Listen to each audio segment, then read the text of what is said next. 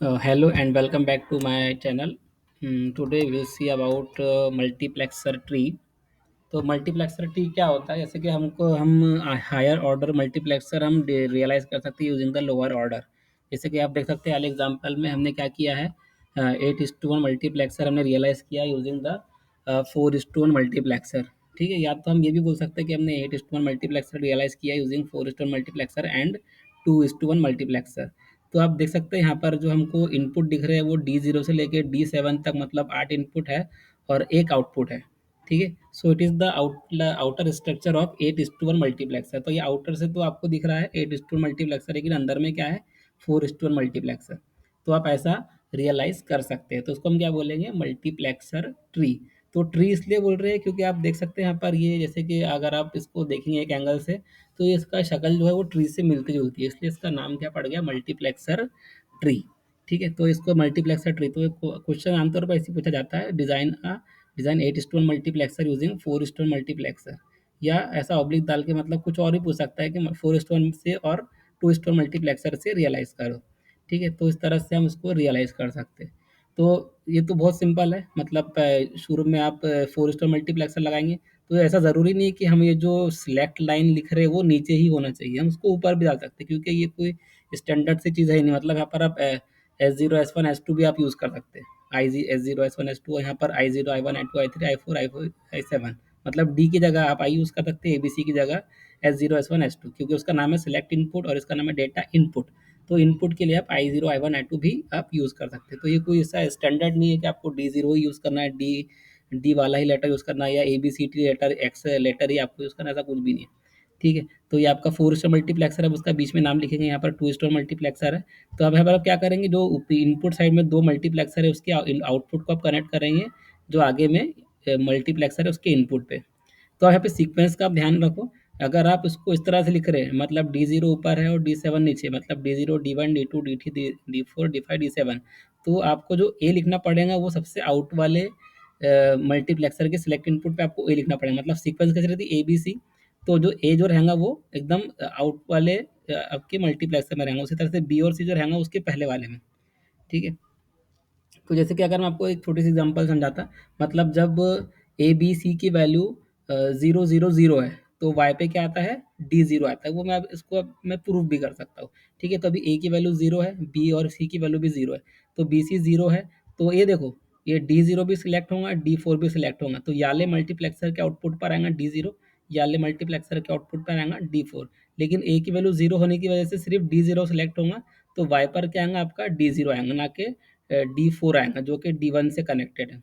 ठीक है, उसी तरह से फॉर एग्जांपल आप कुछ भी आप सिलेक्ट कर सकते हैं। फॉर एग्जांपल अगर मुझे D5, तो ये इसके मतलब y इक्वल टू D5 कैसा आएगा, जब A B C equal to 1 0 1 रहेगा। A B C equal to क्या रहेगा, 1 0 1।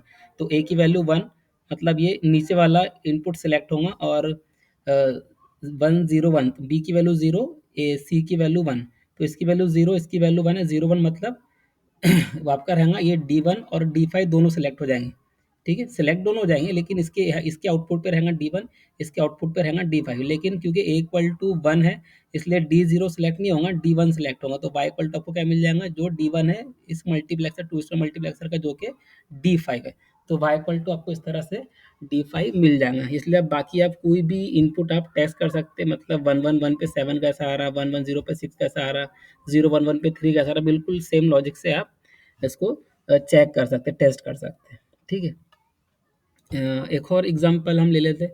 तो देखो यहाँ पर हमने क्या किया है, 16:1 मल्टीप्लेक्सर रियलाइज़ किया है यूजिंग द 8:1 मल्टीप्लेक्सर। ठीक है, तो आप चाहे तो यहाँ पर D0 से लेके D7 तक पूरे आप इनपुट डेटा लाइन डालो, यहाँ पर D8 से लेके D15 तक पूरे डेटा इनपुट लाइन डालो, ऐसा भी पॉसिबल है, या तो आप डॉट डॉट करके भी आप छोड़ सकते हैं। ठीक है, मेन क्या कॉन्सेप्ट मेन होना चाहिए। तो यहाँ पर आपका 8:1 मल्टीप्लेक्सर है, ये दूसरा 8:1 मल्टीप्लेक्सर है, ये आपका 2:1 मल्टीप्लेक्सर है।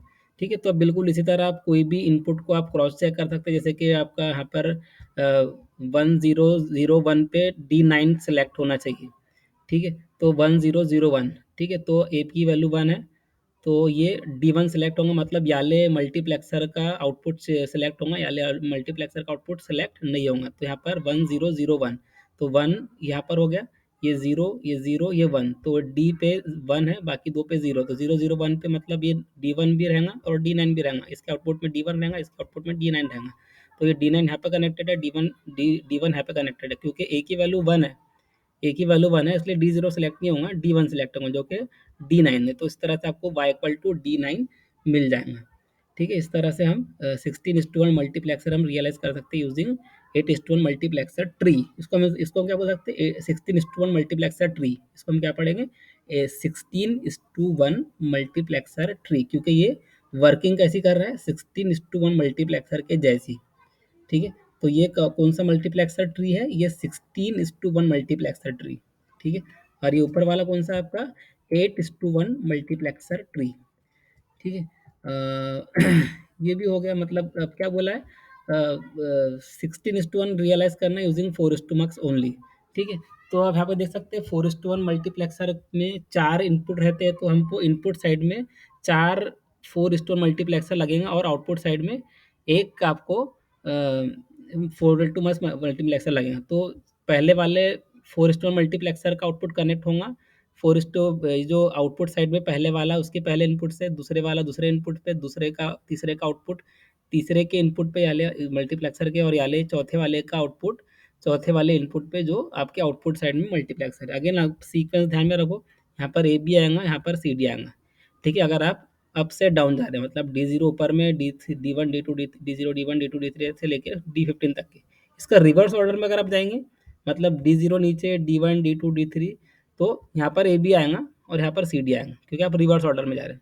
ठीक है, तो कन्फ्यूज होने की कोई ज़रूरत नहीं है, मैं बस आपको एग्जाम्पल और बता रहा। ठीक है, आप इस तरह कर सकते हैं, मतलब ए बी को आप लेफ्ट साइड में, सी डी को आप राइट साइड में लिख सकते हैं, मैं ये बोल रहा हूँ।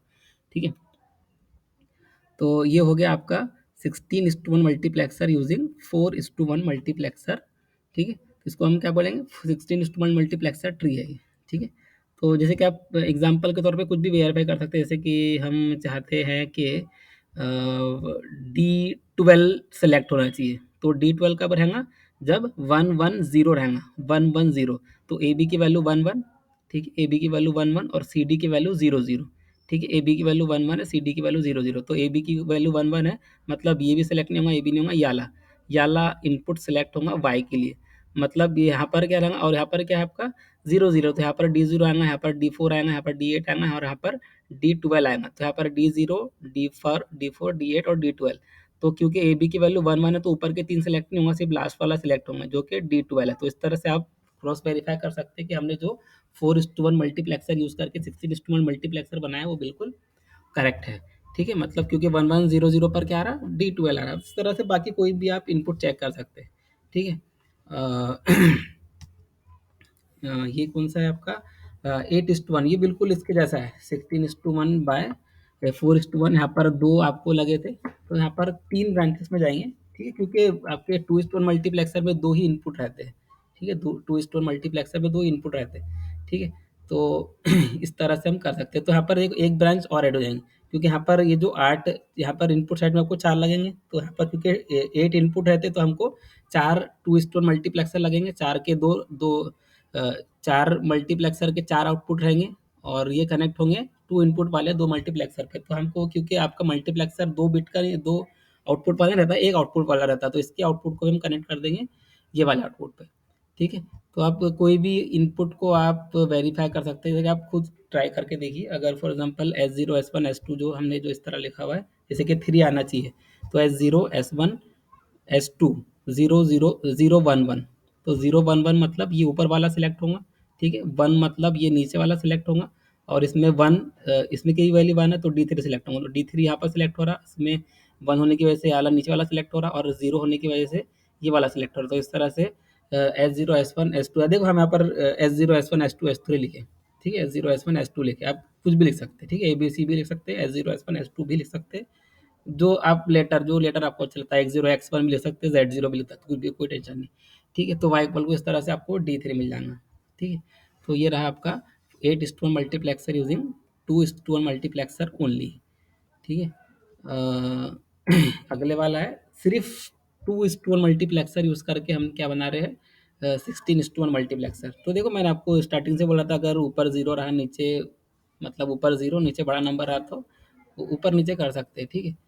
तो यहाँ पर थोड़ा आई थोड़ा रह गया इधर में, ठीक है? आई थोड़ा मिट गया उसको पेस्ट करने में, ठीक है? तो ये इसके पहले आई भी है, हाँ?